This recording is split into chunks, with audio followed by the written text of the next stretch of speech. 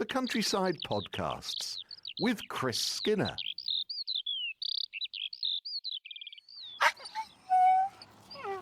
Rat can sense something's happening. It's a bright morning on High Ash Farm. I think we had a bit of frost last night, Chris. Oh, it was chilly and it was thick fog only an hour ago. The first sort of mist and fog of the season.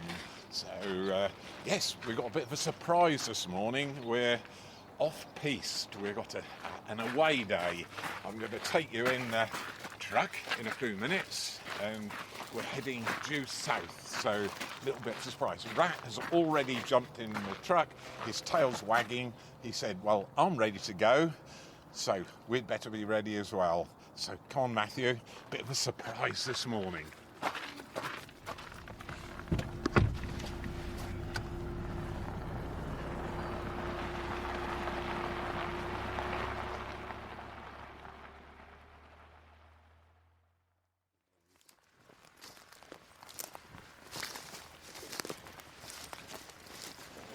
We've come a dozen or so miles, maybe a bit less than that, I don't know. Through country lanes, hither and thither, and in parts of Norfolk, and I've lived here virtually all my life. I don't think I've been here before, but we're in a beautiful location. Matthew, what a wonderful setting. This is Forncett St Peter, Low Meadows, and it's SSSI, a site of special scientific interest.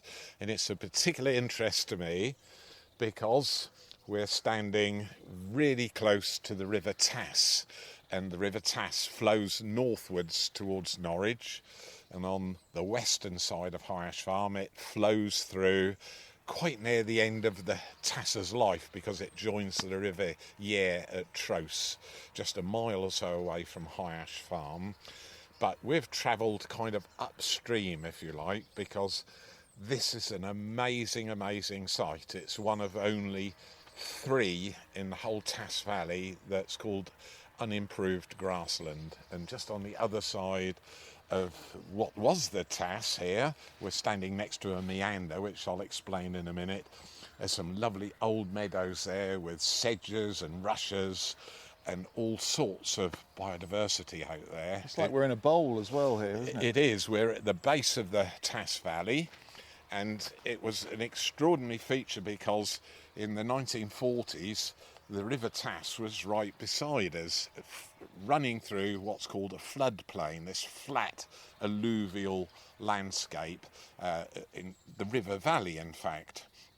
And what happened is, when the water doesn't quite know where to go, it kind of wanders about a little bit, the river itself.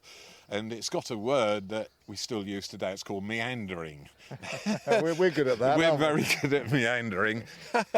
And it curved round, and eventually, when the flow increases a little bit, sometimes in flood situation, the meanders get cut off completely.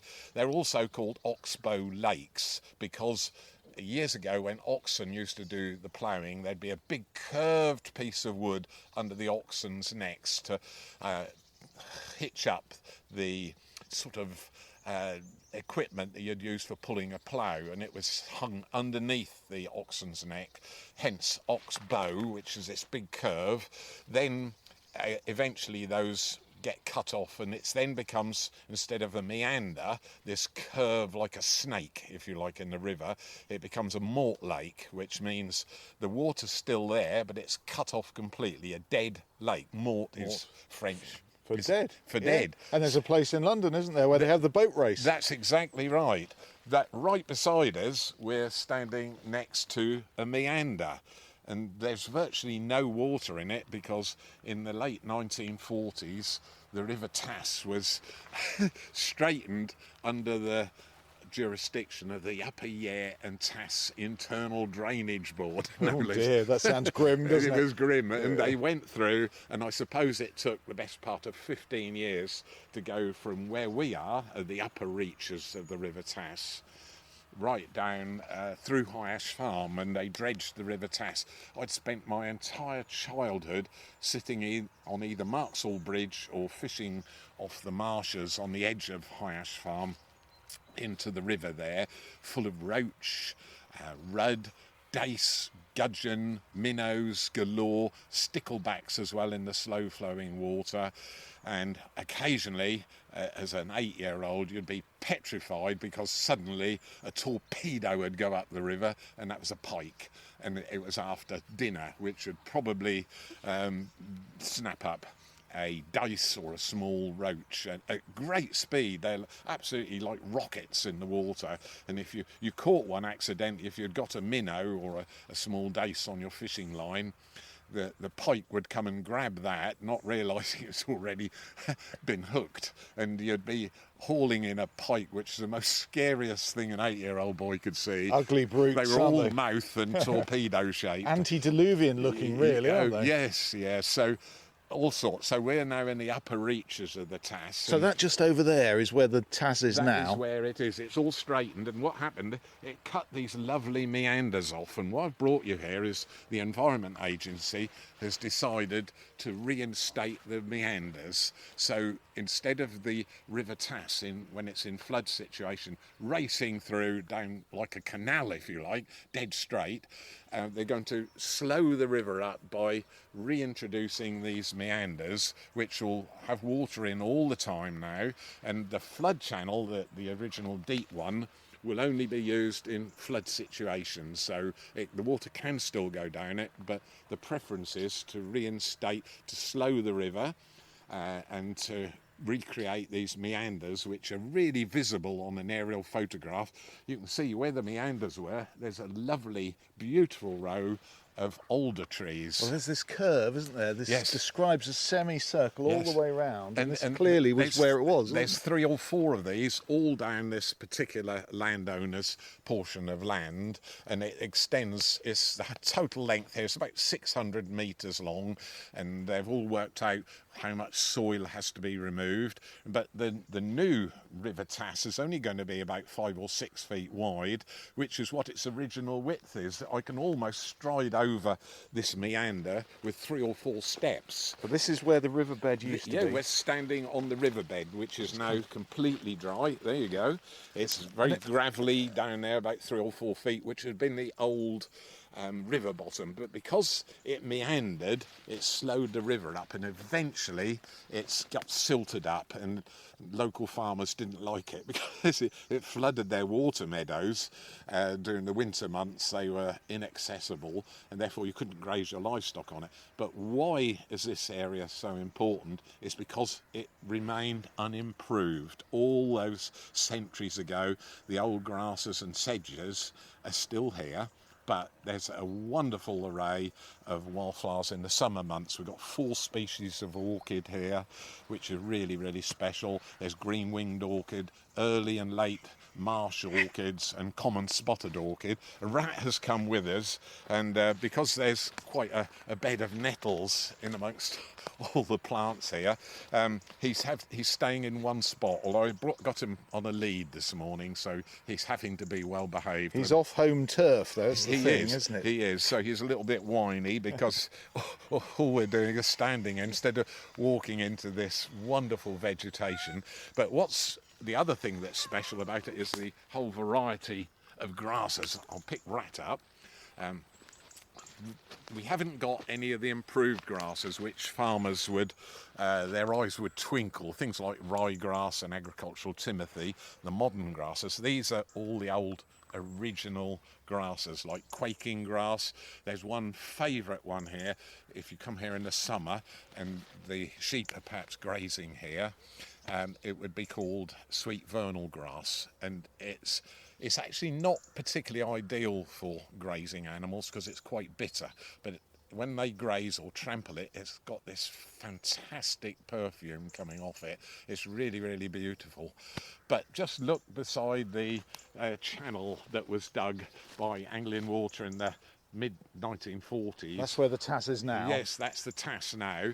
It's grown up on the bank where the spoil was just dredged out and dumped on the river bank, and you can see hawthorn, alder there with lots of berries on it, and also there's blackberry coming in there, bramble incursion coming in the hedge, and that's the most fabulous nesting site for birds, so you can start to get the tapestry of the countryside in this particular spot, which is what all the excitement's about. It's really rare to see this, because High Ash Farm on the marshes on the western side of the farm, 1975, that's 50 years ago this year, I received a government grant for what's called land reclamation. Oh dear. And I reclaimed 20 acres of the marshland there, which was this habitat covered in ant hills and rabbit warren there as well, and all the sort of native wildflowers, they were all lost. I rotavated it all, spent quite a bit this summer sitting in a tractor with a rotavator behind me and turning up this beautiful black fen soil. Wow, I thought I was the richest farmer in the world, but I was creating something for food production but destroying something else, and there's always this balance that you have to take into account. But we're standing on something really special here. This is so precious then. I mean, listening to what you're saying there, Chris, this is a rare example, and this important river for the biodiversity, the birds, we can hear the robins chipping in the background, and all the insects during the summer, and the butterflies here, and all the different plants. This is really created by the environment of having a river, presumably, that has these meanders. It promotes what you're saying. Yes, it does. But a lot of the landowners each side of this property would like to see the River Tas deepened and dredged, so it does get rid of the floodwater, because in the back of everybody's head is the realisation that climate is changing. We perhaps still have the same amount of rainfall, but it comes in really intense bursts now. So this return to the river's original course then, Yes. will that mean less floods or more? No, it will slow the river down, because it takes longer to flow through a particular area. It can still use that original channel dug by Anglian Water and the Upper Yare and Upper Yare and Tas Internal Drainage Board. But what is different is, you can see if we're facing westwards now, the sun's behind us, there's some high ground there, and there's rows and rows of houses, and beyond that is agricultural land, and it's all sloping down towards us.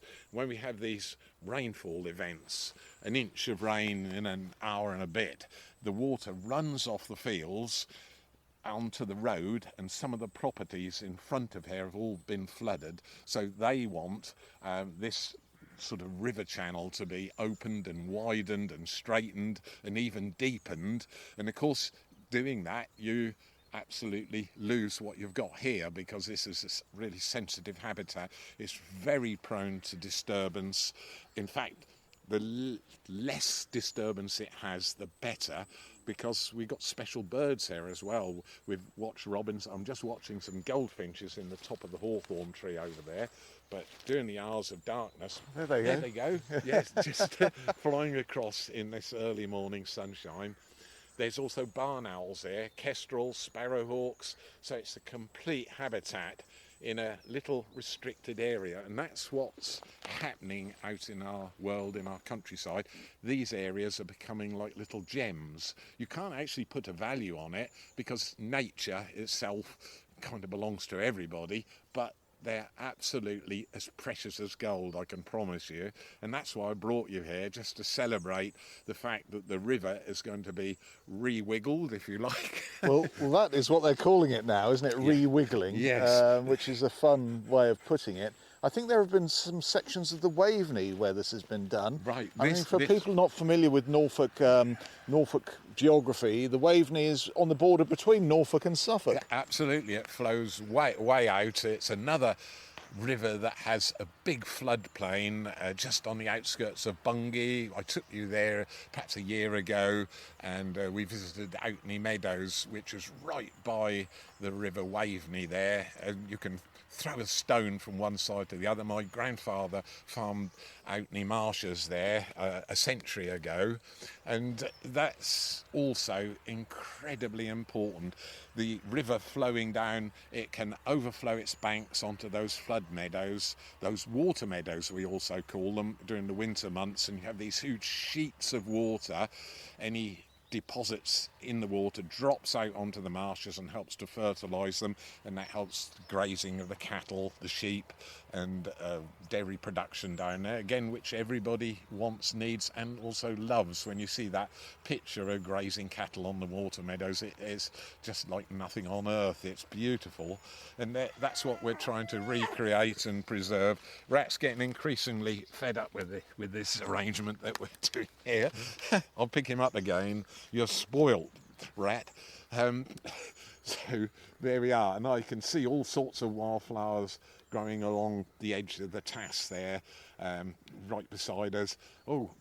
Great tit flying across into the hawthorn there and feasting on the berries probably and the insects in there. The whole place is crawling with birds, and it's just got something about it which I wanted to share with you and everybody, to show that there are still these gems out in the countryside, whichever river system it is. The Waveney's quite a large river and drains sort of South Norfolk and through Suffolk. Also the River Yare, the River Wensum, which flows from northwest Norwich into the centre of Norwich, and again loses its identity like the Tas does when it joins the River Yare at Tros. They're all become one river, but often rivers are made up of little estuaries like we're standing next to. The Tas here, which is my kind of home river. Everybody kind of has a personal river, and as I walked along, there's one little flowerhead remaining here which I had to learn about at college, and this one's like a yellow daisy, still in flower at the moment, and it's called fleabane, and it used to be gathered, put on the floors of kitchens and even under your bed pillow to rid yourself of fleas. All these old medieval treatments that still are in existence, and through the plants' names. But this is really special to see all these plant species, and some of the grasses I haven't seen for years. Quaking grass over there in the distance, the sweet vernal grass, and all the other species here all make this fantastic tapestry which you just can't make up. It's kind of what we call the patchwork landscape, but all in one spot. It's wonderful. Shall we go and have a look at the river as it is at the moment? Yes. And maybe try and imagine what it will look like Yes. when this Environment Agency work is complete? Yes, yeah, they're all underway. So the lower branches of the alder trees here have been lopped off so that the diggers can come in. We're here just before the noisy bit starts and all the work done, but they say you can't make an omelette without breaking some eggs to start with.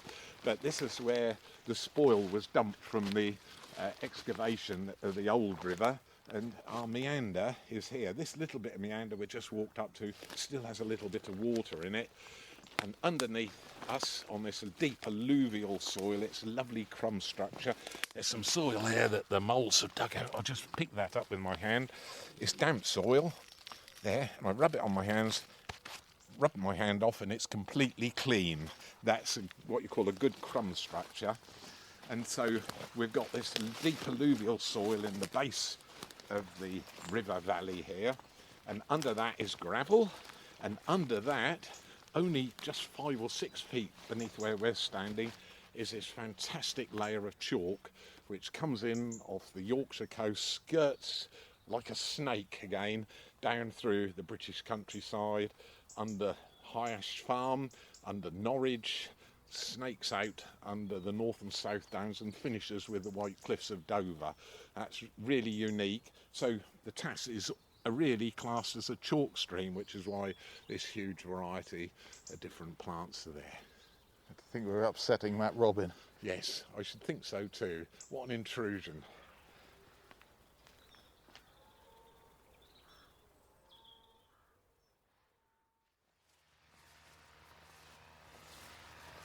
We're in the South Norfolk countryside next to the River Tas, which, a section of it's going to be re-wiggled, restoring the meanders. And here with the Countryside podcast, a little bit off home turf, about 10 miles away from Chris's farm near Norwich.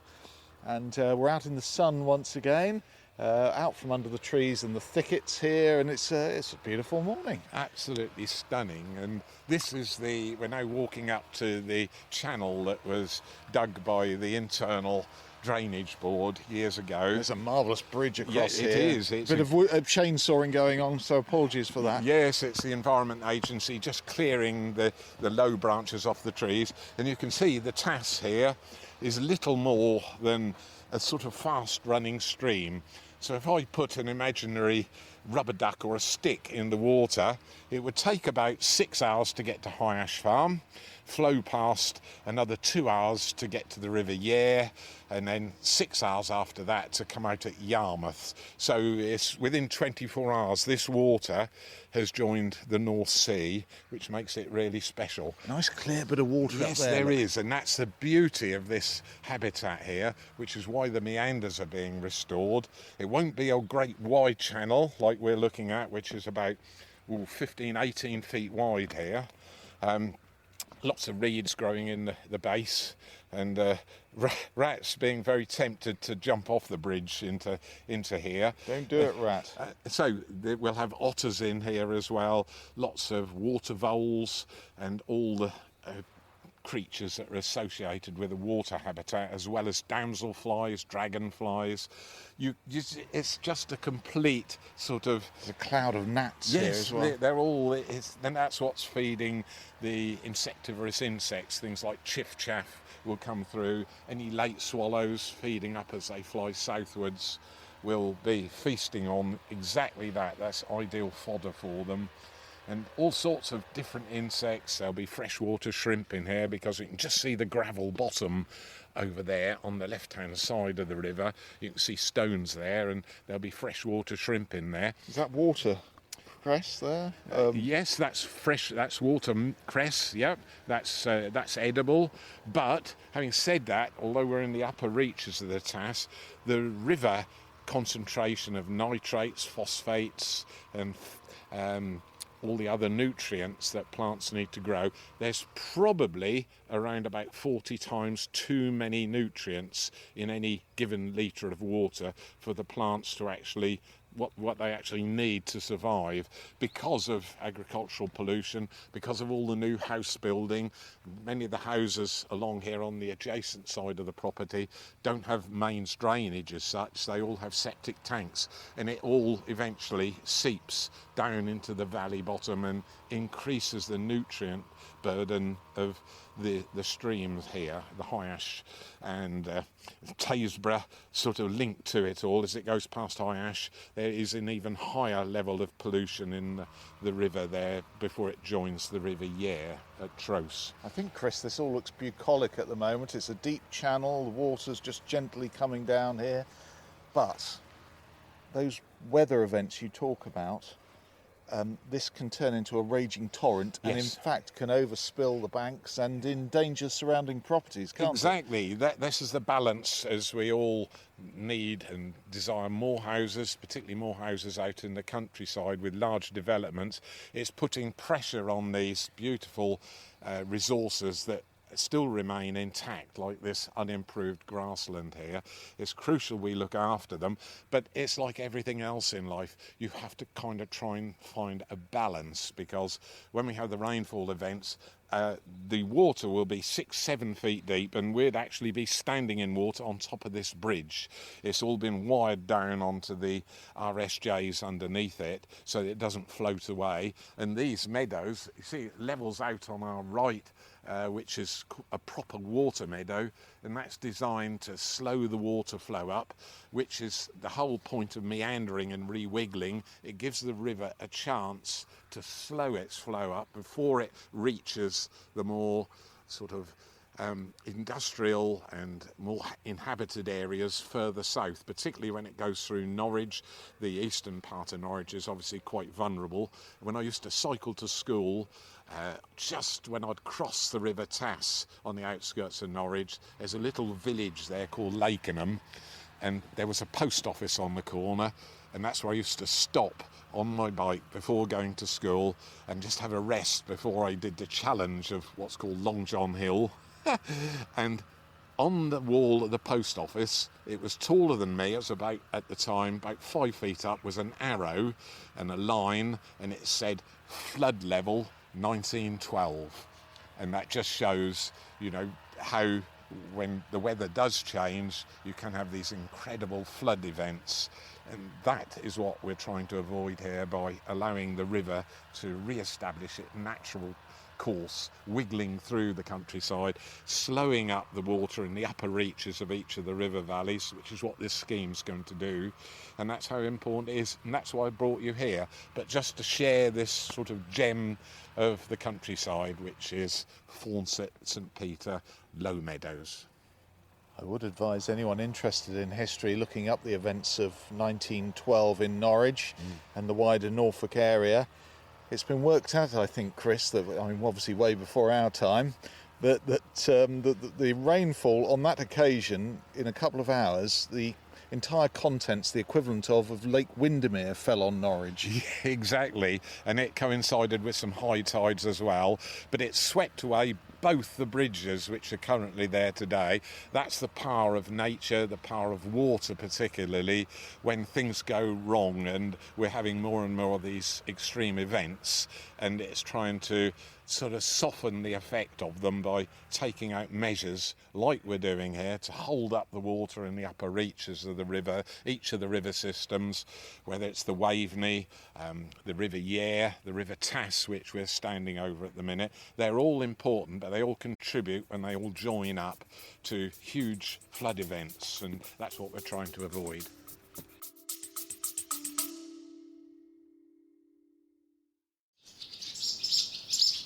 Swallows flying into one of the large barns at High Ash Farm, feeding their young. This is one of the big conservation success stories I know you're very proud of. Just brings a huge delight. 4 youngsters just waiting for mum and dad. The podcast aims to bring you sights and sounds like this every week, and we're very thankful of your support. So any donations or subscriptions are very welcome indeed. All we need is a little bit of extra help.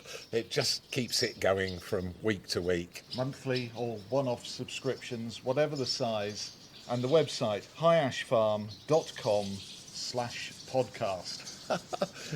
6 youngsters right above our head, all with their gates wide open.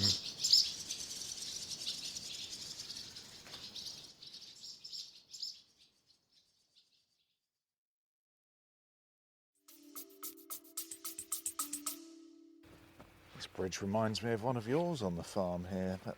Yours are maybe a little bit more up to date. Yes, these are traditional sleeper crossings, 8'6" each of the sleepers, but they are all pinned down to there, and underneath there, this is the sort of thing I did as a child, down on the River Tas. On a Sunday morning with my dad, I'd have a little simple fishing rod, drop it into the water as it flowed underneath the bridge, and it was quite a Sunday morning to sit there and catch minnows as the water flowed past underneath the bridge, and that was my childhood. You didn't do too badly out of it, did you? No. No.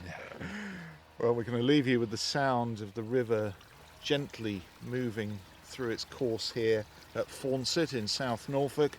But for this part of the podcast, we're going to, by the magic of podcasting, we're going to hand straight back to Chris, who is at High Ash Farm, or was a little while ago. And Chris, you're looking for a bird that has always remained elusive to me, and I'm dead jealous of this, but we're going to hear how you fared just recently. Oh, Matthew, you should have been with me. I stole the microphone briefly. I hope I pressed the right buttons, and here comes my early morning effort at High Ash.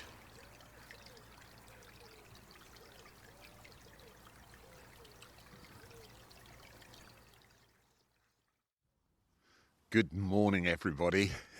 We're into October, and we're being spoilt this morning with a clear blue sky, the winds coming in from the south, bringing some extra mild weather, which is kind of helping autumn along in its way. It's a beautiful, beautiful morning.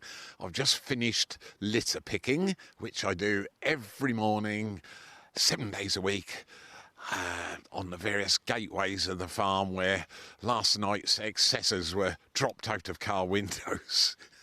beer cans, takeaway meals, food bottles, and various other bits and pieces, and I collect them all every morning and help keep the farm tidy. It's just a normal part of starting the day here at High Ash Farm. And then the next stage is I always walk through this particular area of woodland at the farm, planted in 1990 by the children of Notre Dame School in Norwich. And it's about a hectare, so just under 2.5 acres, a mixture of deciduous British native trees and a few conifers dotted in as well. I can see some Norway spruce, or Christmas trees if you like, about 30 to 35 feet tall, and then smattered in amongst those a nice selection of Scots pine and Corsican pine as well. And for a long time, I've been trying to get Matthew Gudgin, who's joining me later this morning, to enjoy some of the small birds here at the farm. And by small, I mean small. They're the smallest birds equally in the United Kingdom. That's the firecrest and the goldcrest. And in fact, they're the smallest birds in Europe, and we have them here at the farm. Greatly outnumbered by the goldcrest. We just get a few firecrests here as well. They're just doing quite well with the recent mild winters. Oh, pigeon cooing in the background there. And so I zipped back to the truck, picked up the microphone. I hope I've pressed the right buttons to turn it on. That's normally Matthew's job.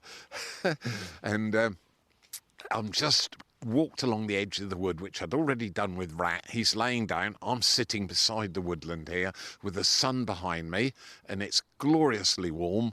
And as I walked up here for the first time, just a few minutes ago, the wood side here on the sunny side, so it's on the eastern side, the sun's just rising above the horizon behind me. There was a whole selection of different bird species just flitting round in the tree canopy, particularly in the coniferous trees, in the Scots pine and the Norway spruce. And when I started to look at what I was seeing, I could see great tits, blue tits, quite a number, then some kind of olivey green birds, which one or two came quite close to me. There was lots of them. They'd all flocked up at this time of the year, which is what the various tit species do. And so they have strength in numbers, and they kind of feed as a loose flock at this time of the year. And as you go into the colder weather, the flock numbers actually build up, and so they feed together, perhaps as many as 50 or 100 birds, sometimes joined by long-tailed tit families as well, where the birds with the tails about 50% the whole length of the bird. Amazing little birds. But these firecrests and goldcrests, and I saw as I walked along, and I'm just coming back to where I saw them, I must have seen 4 or 5 goldcrests up in the canopy of one of these Scots pine trees. And when I say small, I mean small. Many people think our wren, the common wren, troglodytes is the smallest bird in the UK, but it's out-trumped by the goldcrest and the firecrest. Britain's equal, if you like, smallest birds. So if you close your eyes and imagine you've got a kilo bag of sugar in one hand, that's 1,000 grams, and you stretch the other hand out to balance it, you'd need 200 goldcrests. They're about 5 grams each, so around about a teaspoon of that sugar in your other hand. They are tiny, and they're getting quite common here at the farm. These younger conifer trees, remember this is only planted in 1990 by the children of Notre Dame School. They raised the money, the trees were provided by Norfolk County Council, and we donated the land. So really successful, and it does look like just mature woodland now. You wouldn't imagine it's only planted in 1990. The trees, most of them are up, including the oaks. There's some lime in there in the background. They're the deciduous trees. Some ash as well, which has so far escaped ash dieback. You wouldn't know this is quite a new area of woodland. So immediately, once you've got woodland established, some rooks are nesting in the lower part of it.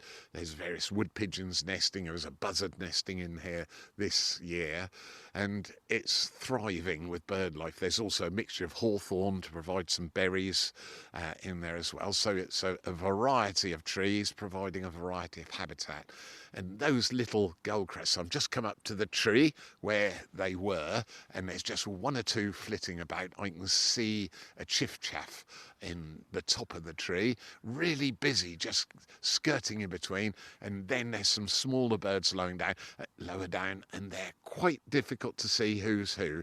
I can see a blue tit that's just flown out, almost flying straight down to the ground. And there's some great tits in there as well. And I'm just looking, skirting around the tree. If I just walk, hang on, I'll just move a little bit, keep the sun behind me.